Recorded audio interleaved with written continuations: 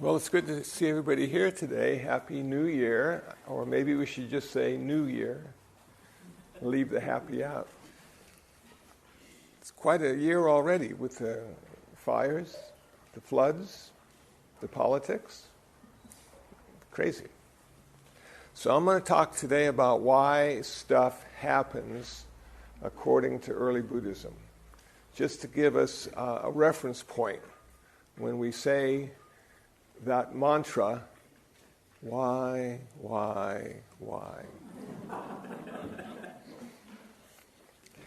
So in early Buddhism, some people think it's all about karma.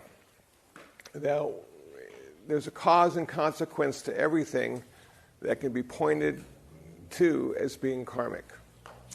And if you're a Christian, you might say, well, God is really in control of everything. And God gives us a certain amount of freedom because He doesn't want us to be puppets on a string, but ultimately all the good stuff and bad stuff can be looked at as His, her, its fault. Okay. And so we're stuck between why stuff happens and only having one reason for stuff happening. But if you're a Buddhist and understand Buddhist cosmology and philosophy and dharmology, you will say to yourself that nothing ever happens because of one thing. It always happens because of many things in combination. So if that be the case, we are less likely to be a victim because we can't point at simply one thing trying to get us because of something we think we said, we did, or we thought. So it's an interesting concept for me when I first came upon the 5 niyamas of early Buddhism, that I was relieved to know that there is a reason for stuff happening. You know, and so as I went further and further into the 5 niyamas, I was stuck. There was one of them, which I'll talk about at greater length, that I couldn't figure out. So for the past few years, I've been trying to figure it out, and last night, I figured it out. Which was really appropriate because I was giving this talk today, and I like it when it happens that way.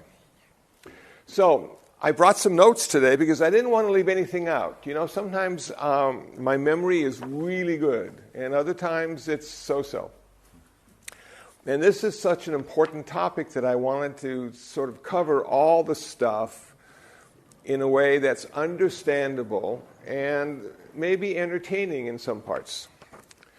So we have the first niyama, the first cause, the first reason stuff happens is because of just nature.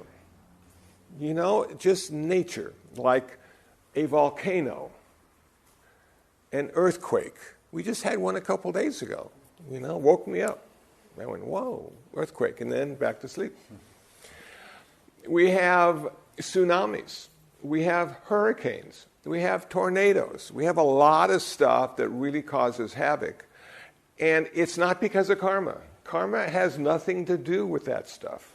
I don't care how good a person you are, if you're stuck in a hurricane, it's not a good place to be.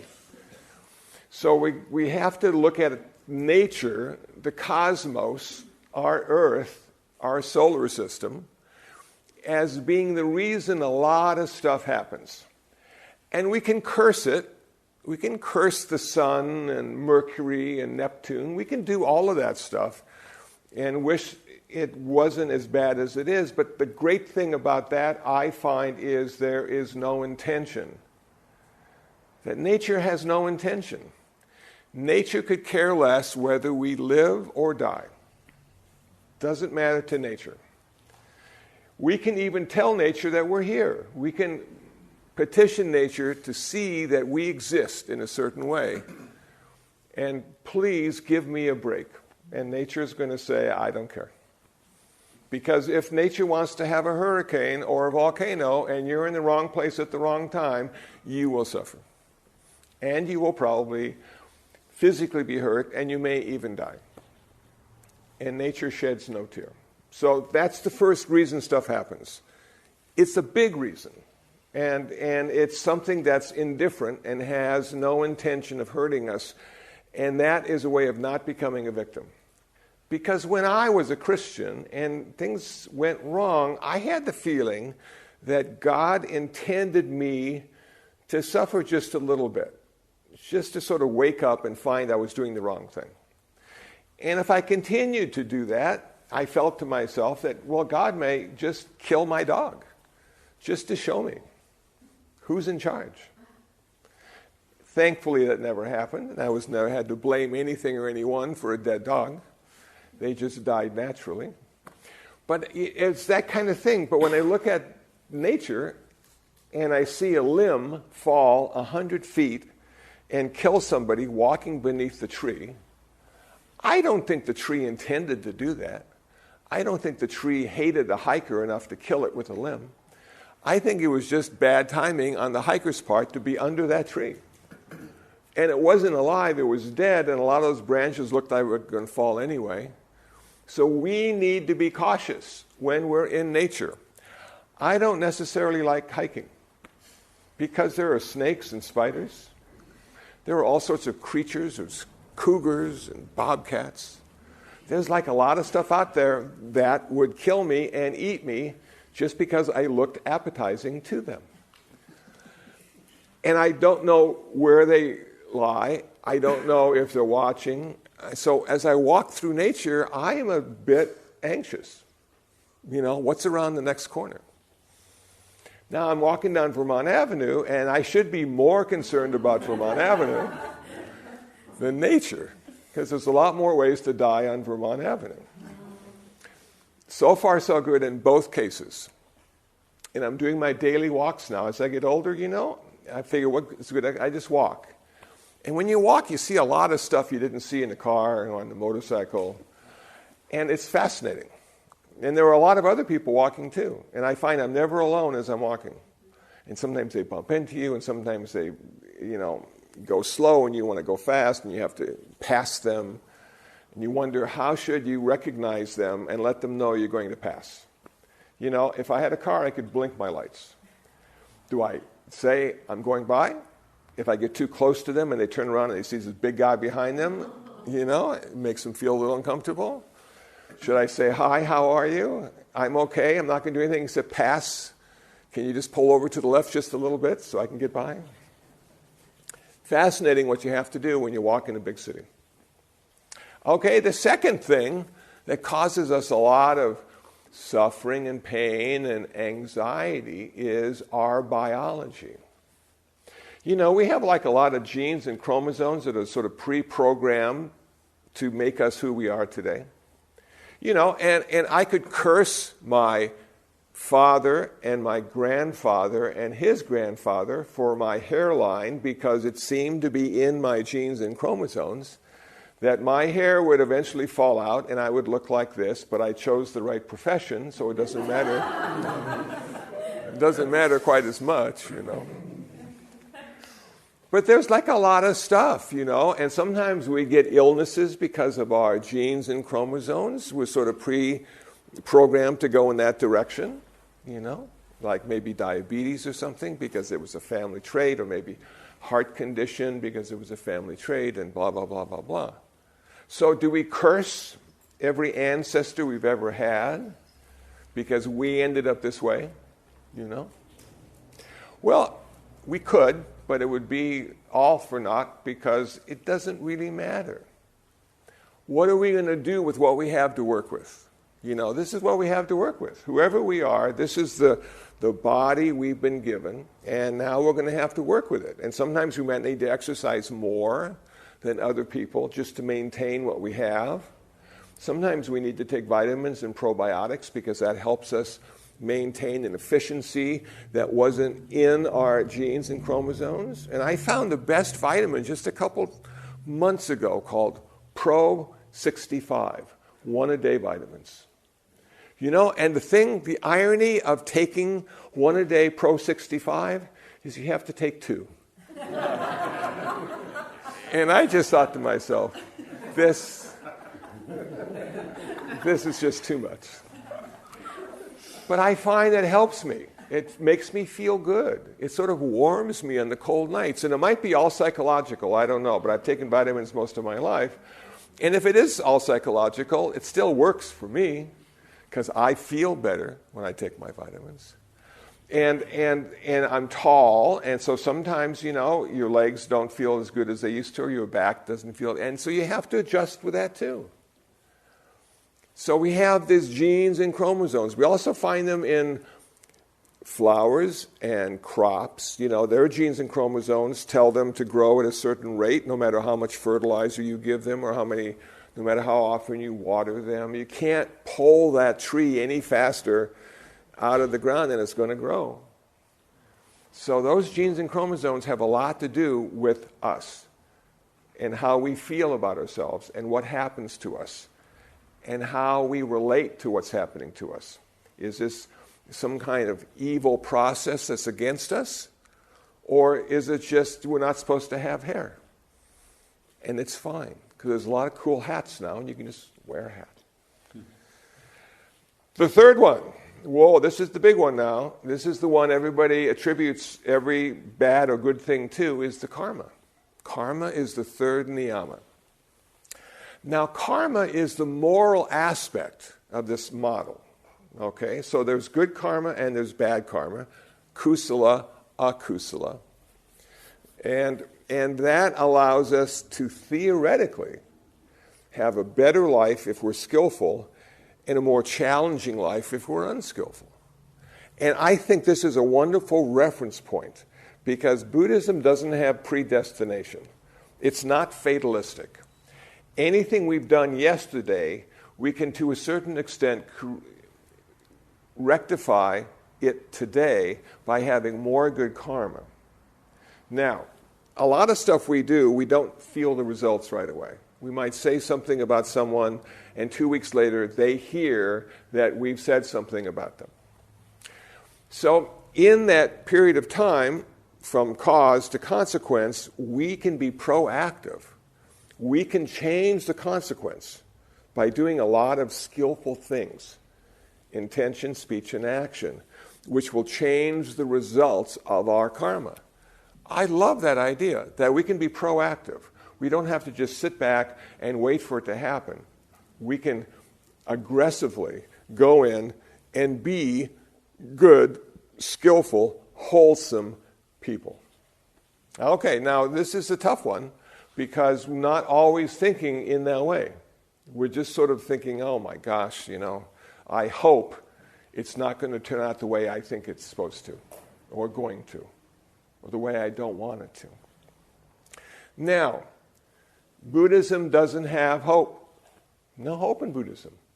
It's never going to get better. It's always going to stay just about how it is.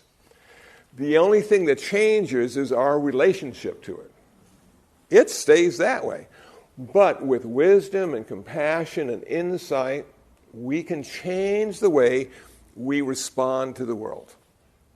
And as I look back now, I'm going to be 69 this year.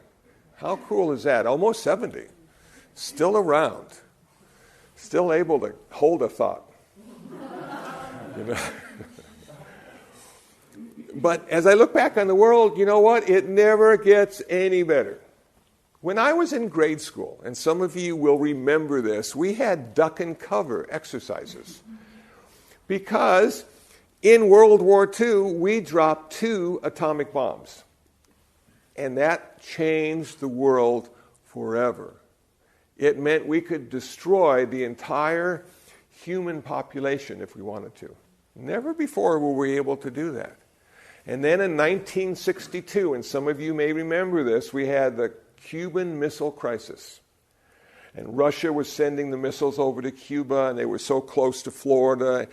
And John F. Kennedy made a stand and said, no, you can't do that. Well, great for the political part of it, but for the human part of it, we were all scared to death that we were going to die in this atomic bomb catastrophe. So in Orangedale Elementary School in Phoenix, Arizona, that I attended, we would do duck and cover underneath the desk. I'm thinking to myself, now we'd just be kindling, you know? Because it's not going to help. But it gives you something to do while the bombs are dropping.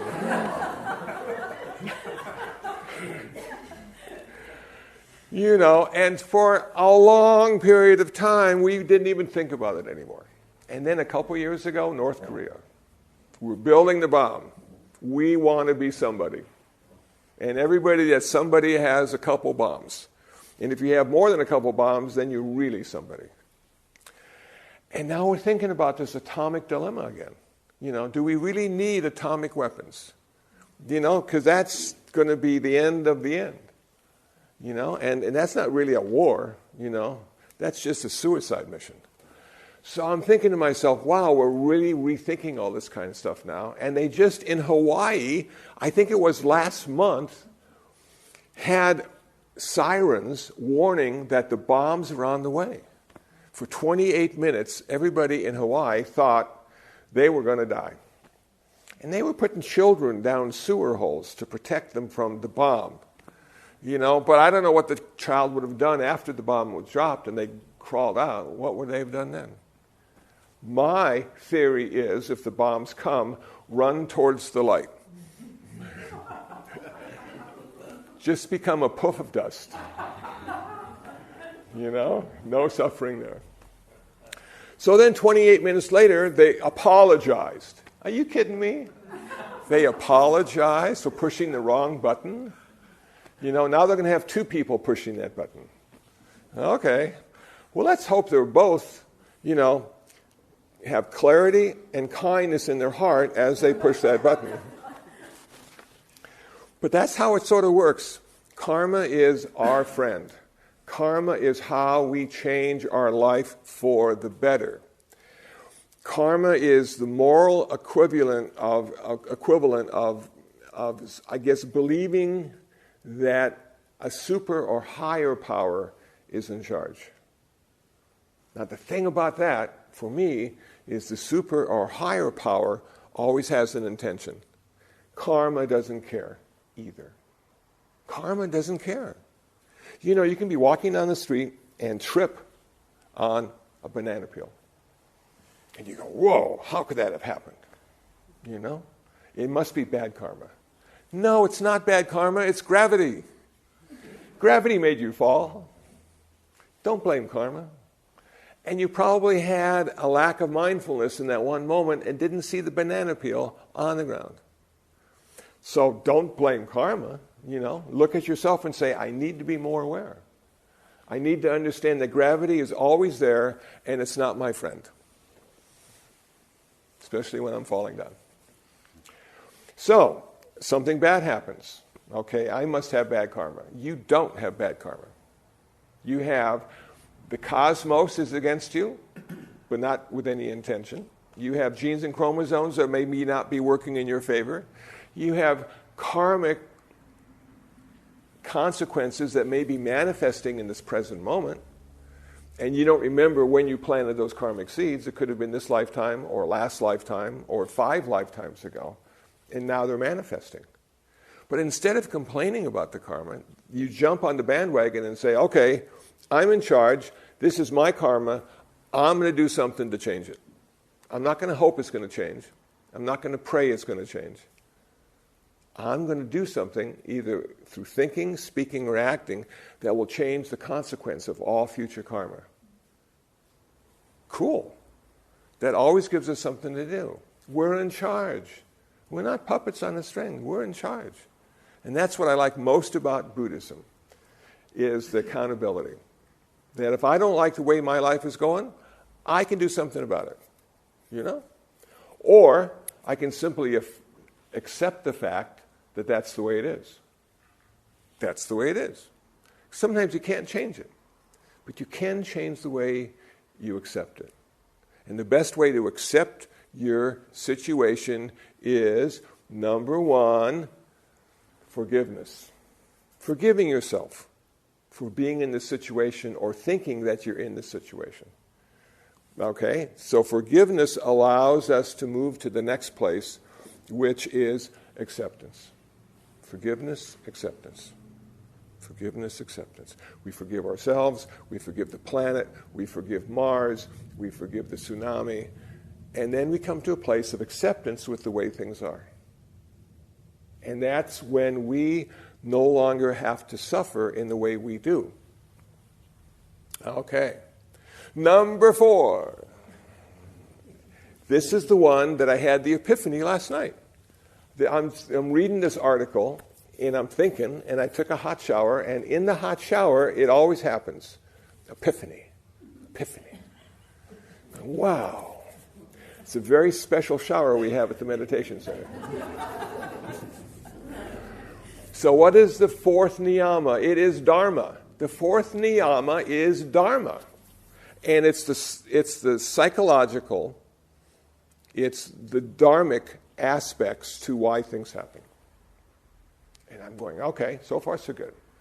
But how can I put this into a workable model? This is how suffering occurs. The other kind of stuff were situations and pain and feeling that you've been left behind for some reason, but this is the real Buddhist stuff. The 4th niyama is Dharma, and this is why we suffer, and more importantly, this is how we can end our suffering. So if we're suffering, we look at it as being, okay, what did the Buddha say? The Buddha didn't say we're suffering because of the world. That's pain. The Buddha said we're internally suffering because we can't come to a place of acceptance with the way things are. We always want it to be different than it is because we know it could always be better, but not necessarily so. So, some of the aspects of the Dharma Niyama category would be anicca, dukkha, anatta. Okay, why do we suffer? Because everything changes. You know, and sometimes if it's bad, we can hardly wait for it to change. And sometimes if it's good, we're disappointed when it does change. And why does Disneyland have to close every night? You know, because we have to leave the happiest place on earth. And suffering begins. Okay. So here we are, and we're going, okay, Nietzsche, change. Yeah, everything changes. I don't like the way things change. You know, we just had a new year, which is a significant change, 2017 to 2018. And if anybody still writes checks like I do, then you have to remember it's 2018. Or you rip up a couple checks until you get it right. Okay. But I find most people don't write checks anymore. I've been left behind. You know? In fact, a lot of people don't even take checks. And some people don't even take cash anymore. And you just go, really? The world has changed that much? Yes, it has. And I'm going, whoa, I've got to really update my reality, you know? And look around and say, yeah, everything's changed but me. So I've got to be with it now, you know? So I'm writing less checks, paying more cash, and occasionally using debit card. You know, I don't have a charge card. And you may think you can't live without a charge card, but it is possible if you live in a meditation center. And so I'm working with it, you know, and I have my little debit card, and I have my cash, and then, you know, and sometimes I write a check if I have to mail money, you know, and things like that. And it seems to work okay until I get into the general population. You know, and then I go into like Starbucks, and they're taking their cell phones and pointing it at something. I mean, what the hell are they doing? And they get their coffee after that. No money was exchanged. Nothing. Just a cell phone. Wow. How cool is that? So change can be our best friend, or it can make us go crazy. And in the Dharma, we find that the Buddha talked a lot about impermanence, anicca, and he said it always seemed to lead eventually to suffering. Even the good change allowed us to suffer ultimately because the good change would change into the bad change. You know, so for instance, you have a puppy that turns into a dog. That's a good change. But now the dog has different ideas about how it wants to live with you. That's not so good. And pretty soon the dog wants to be in charge, just like a cat. And that's not so good either.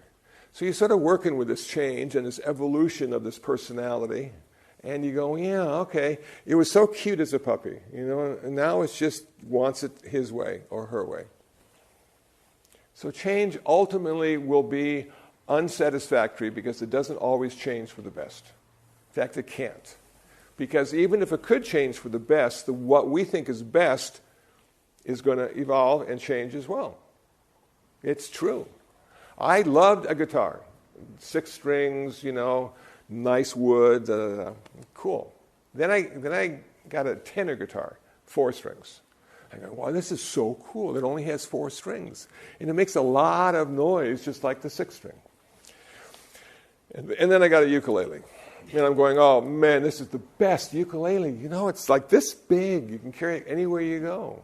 And you don't even have to sing good if you're playing a ukulele, because nobody expects good to come out of a ukulele. So it works out well. So my evolution of musical instruments eventually led me to a harmonica,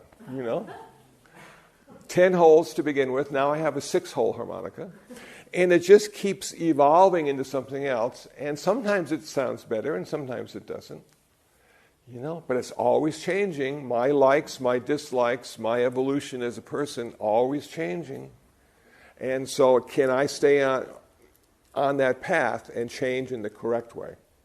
And the correct way is accepting all the change that happens, good and bad, and realizing that ultimately none of it matters. Because I'll be dead. And once that happens, I get to do it all over again. All the stuff I've done in this life, I get to do again in a different way for the first time. How lucky am I? All that suffering I missed the first time, I get to enjoy the second time. And it goes on and on and on. Until ultimately I come to the place where I achieve nirvana and never have to be reborn again. Never have to suffer again in this lifetime. How lucky would I be if that was the case? I'd be very lucky. Because sometimes you just get tired of suffering. You get tired of hearing it could be better or it should be worse. You just get tired of all this stuff. You just want it to be the way it is and have total acceptance.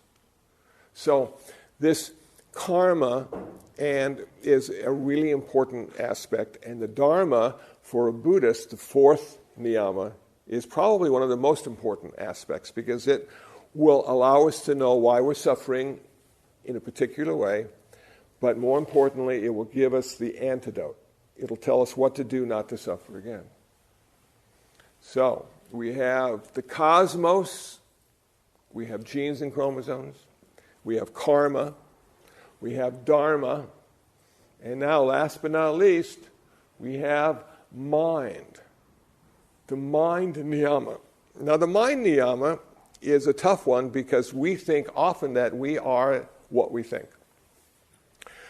And somebody once said, I think, therefore I am. And somebody said that one time, and I'm going, wow, yeah, okay.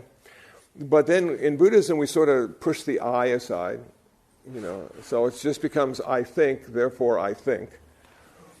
And what do we think about? And the Buddha warned us that there are 3 poisons that affect the way we think about stuff: greed, hatred, and delusion. Now there's a channel called, I can't remember, it's one of these like 46.3. Now it's never easy. See, it never gets easier, it always gets more complicated. So I have antenna TV, I have 185 channels. Unbelievable. Half of them aren't English, but that's okay. I'm learning a new language. And there's this crime channel. All they have is crime the whole day. And I sometimes watch it just to make my life feel a little better. But in one of the segments, it's greed, all about greed. And we have these business people, and they're stealing millions of dollars, and they have wonderful lifestyles, and they're messing around with everybody who donated, they're putting money into the thing, and So greed is really a tough one, because greed affects everything we do. Can we only have one piece of chocolate cake? If you can't and need to have 2, you might be dealing with greed. And greed also has a very close relative called lust. And lust has been in the news a lot lately. And we have all these men who just were unskillful 40 years ago, and now it's coming to light. And I'm going, man, it's so hard to be a guy now. I think this is going to affect marriage a lot. We're going to be so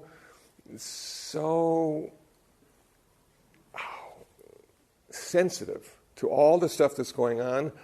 We may not even ask people out anymore. It's just we go, I'm not, so I can't talk to you anymore. Eye contact can be difficult too. You know, what does it mean?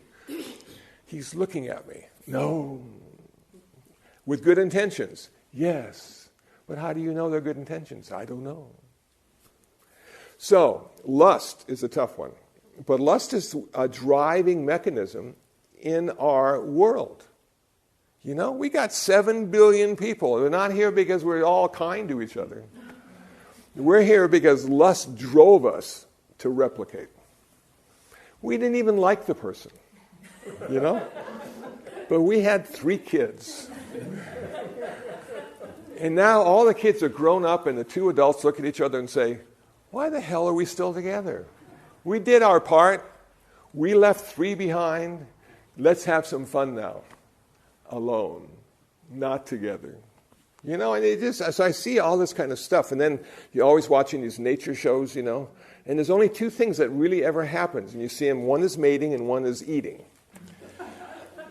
And it's getting to the point where I can't watch the nature shows anymore because animals are cruel when it comes to lunchtime, you know. Man, they're just killing their animal, you know, their prey, and they're ripping it apart and they're eating it. There's blood everywhere. And 2 days ago on the news, they had 6 killer whales chasing a seal in the harbor, LA Harbor someplace. And the helicopter pilot says, look how beautiful it is, nature at work. And I'm going, you jerk, you know? With all the destruction and death we see on the news every day, why do we have to watch seals being killed by killer whales? You know? But that's how life is. Life is tough. And when it's time to eat or time to mate, we have this greed and this lust, and it drives us to a place of satisfaction, which is always temporary. That's the bummer. I think it should have been made this way, humans, that at the age of 40, you no longer want to have sex. The genes and chromosomes kick in and take you off that path. And so from 40 on, you're just sort of hanging out with your buds, having friends, talking, going to movies, but none of this other stuff's going on. How easy would that be? How nice would that be? But no, we invented Viagra. And now, at 80, the little blue pill becomes our friend, you know, because we don't want to let lust go. It's not time yet. So, we have greed and lust. We have hatred and anger. Another mindset that really causes a lot of people to suffer. And you look at the political climate we have now, hatred and anger, great division, sides are being taken. Nobody's in the middle anymore. God, if they were ever in the middle, but now they're not. So how do you deal with this greed or this hatred and anger? Hatred and anger only burns the person who's angry. It really does nothing to the person you're angry at. They don't even know you're angry sometimes, you know. So we look at this and we're angry because it's not the way we want it to be. Something's wrong. I should get more, or I should get less, depending on what it is. And I'm angry at all the people who don't recognize the fact that I exist and I'm a special person and I want to do it my way and nobody wants to do it my way. And I'm angry because nobody wants to do it my way. And I'm like, oh man, you know, I guess I'm going to have to do it my way alone, you know. It takes great courage to do it your way alone because it may not be the general consensus of how it should be done. And you'll find out eventually if you're on the right track or not when you start doing it your way and realizing that everybody doesn't like you because you're doing it your way. So now you bend and do it their way, but it's not quite as satisfying anymore because it's their way and not your way. And then you think to yourself, maybe I'll just be an entrepreneur and then I'll get to do it my way all the time. But of course you won't because there are certain restrictions to anything you do if you want it to be successful and you want it to work. And then you go, wow, well, maybe I'll do my practice my way. And I'll go into a Zendo and I'll just do it my way, and nobody will think anything about that. Well, I did that and it didn't work. I went to a Zendo and I went in there and I put my hands like this on my knees. And the head Zendo guy comes over and whispers in my ear, halfway through the meditation, "You can't sit like that. We all sit the same way. You have to have your hands like this, not like this." And so I moved my hands like this, and then he went away. And I thought to myself, he won't come back. He's made his point. So I moved my hands back. And then he came over again. And I was so surprised. And he said, "If you keep doing that, you're going to have to leave." And I went, oh, man. Even in meditation, I can't do it my way. So I put my hands back and made everybody feel comfortable that I was one of the group and not a subversive and not somebody who's going to change the system, you know. And then we're having tea afterwards, and he comes over and he apologizes for being so stern with me. He says, "We just have a way of sitting and we all sit the same way, and then that's less distraction for all the other people who are sitting the same way." And I went, okay. And I didn't ever feel quite the same about Zen after that, because they don't let it do it your way. Now, at our center down the street, we get to do it our way as long as it's silent. And there are some people lie down and sleep, you know. Some people sit in a chair, and some people have their hands this way or no way at all. And we don't say anything. You know, just whatever works for you. We all have different issues and different styles and different goals in meditation. And one of the things I found when you allow people to do it their way is there's no place for them to hide. See, if you're all sitting the same way, and you're all dressed in the same robe, and you're all looking straight down with your eyes closed, it's hard to tell who's not part of it. But when everybody's doing it their way, there's no place to hide. And you see some people very skillful, other people not so skillful. And that's sort of cool. It's like real. And it's like the way the world works. Because all of us have our own karma, our own way of looking at things, and we all do it our way anyway at some level. So, it's hatred, anger, not getting to do it your way, not getting what you want. Okay. Can I come to a place of acceptance with that? You know? When you're this high, you know, you're sort of grazing all the time. You're hungry and you're just, you know, no. But then as you get older, your adult caretaker, usually mom or dad, says, well, you know, we're all going to eat together at a certain time. Even if you're hungry, you're going to have to wait for lunch. And lunch happens at 12 o'clock. So you're going to have to hold off. You're going to have to come to a place of acceptance with that hunger until 12 o'clock. Lunchtime. Okay, so you learn how to sort of do that, you know, and then everybody goes to eat at the same time, and if everybody's eating at the same time, it must be 12 o'clock. It must be lunchtime, because everybody's eating. Okay, cool. Sometimes you might want to eat at 1:30. No, that's not lunch. That's 1:30. Lunch is at 12. Okay. 2 years old, potty training. Okay. You have to conform. You just can't go to the bathroom anytime you want. Even though I know you'd like to. It really feels good. But we have to be accepted by our society as being disciplined enough to wait for the appropriate time to go to the bathroom and to have lunch. Okay, man, all these things are coming in here now. There's creating this person to sort of blend in and do what everybody else does. Yeah, okay, cool. So, to what end?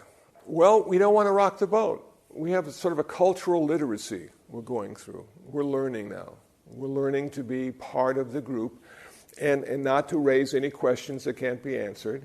And we don't want to make anybody feel uncomfortable. and we want to do what people say, and off we go. No, no, no, no.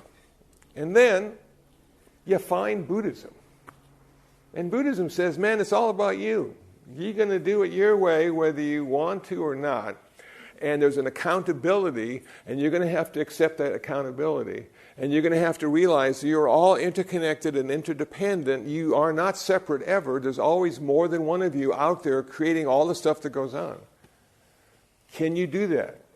And then can you start to look inside rather than outside for the real answers to those questions you have carried with yourself your whole life?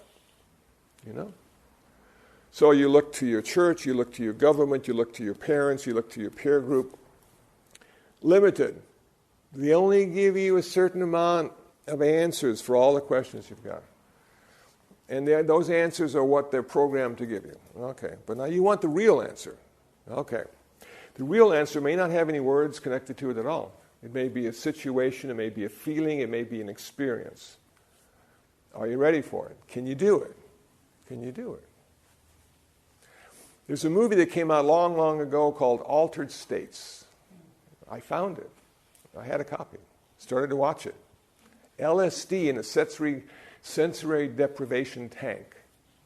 John Little used to do the same thing.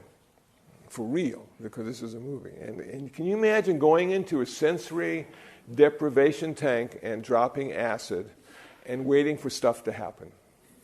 You know, it's just going to make you look at the world a bit differently. I remember Ram Dass and Timothy Leary had some divinity students, and they wanted to do a test. So half the group got a placebo, and half the group got LSD. And they wanted to see if LSD really would do what they thought it would. So it did, and they were fired. That's the way life works. So we don't need to do any kind of psychedelics at all. We don't need to do mushrooms or all the other stuff. We just need to sit and meditate. And we can come to those same places, and we can experience the same altered states of consciousness at a much slower rate, which allows us to integrate those experiences into our everyday life and start to see the true nature of who we are and what we could be. And what we could be, according to Buddhism, is we could be free. We could be free from suffering. And that fourth one, Dharma, and that fifth one, mind, really work together. Because when you achieve enlightenment or nirvana, you still have acid reflux and sore knees. Doesn't change anything. But what happens is you have now transformed your mind. Your consciousness is totally different. And you did it your way. Because that's the only way you could do it, because there's only one of you ever. In the 7 billion people that exist today, you are unique, and there's just one of you. And I think that is so cool to recognize that fact, that each one of us is special because there's only one of us. And we can't do what Joe does or Mary does because Joe is different from us and Mary is different from us. We've got to figure out what we need to do. And the 5 niyamas, for me, gives me a model to work with. When stuff starts to not work out so good, and I start blaming myself or others for the suffering or the physical sensations of pain or discomfort, I can look at those 5 niyamas and say, yeah, always more than one. I can't point at any one thing and say that's the reason why it's happening to me. I have to take into account all the things that have come together in this unique moment that has produced this situation for me, knowing very well that in the next moment it'll be totally different, because everything changes all the time.